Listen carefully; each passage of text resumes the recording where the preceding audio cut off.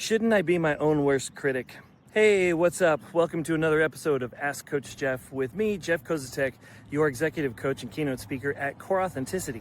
Shouldn't I be my own worst critic? That is a difficult question to answer without asking some follow-up questions.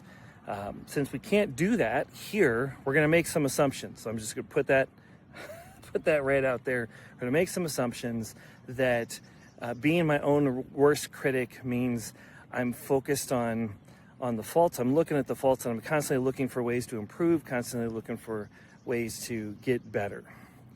So if that's the question, shouldn't I always do that? I would say this is a yes and answer. Yes, because that puts ownership and helps us take responsibility for what we're doing.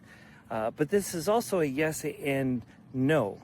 If being our own worst critic drives us in the pursuit of excellence, yes. If it drives us to pursue perfection, which we cannot attain, and will constantly put us in this scarcity mindset, a lack is never enough, it's never good enough, then that could lead to some consequences that we might not particularly enjoy. So I would say no. On the other hand, if we are being our own worst critic and we're paying attention to what's not working so we can improve it, while we're also stacking pebbles, paying attention to the wins and the progress, and we're affirming and we're acknowledging, we're celebrating that along the way. So we're own worst critic and biggest cheerleader, then yes. If we're just criticizing and we're just focusing on all the stuff that's not going right, and we're ignoring or dismissing all the positive progress, then no.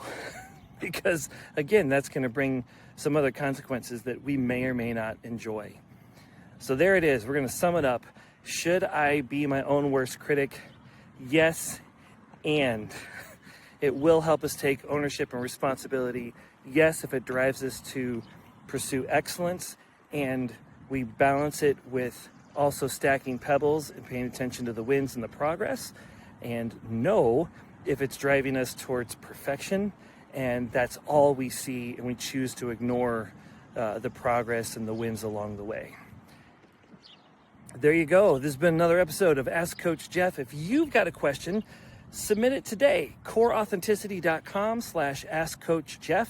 You can submit your confidential question there, and make sure that you like and subscribe. I'll talk to you later. Be bold, be authentic, be you.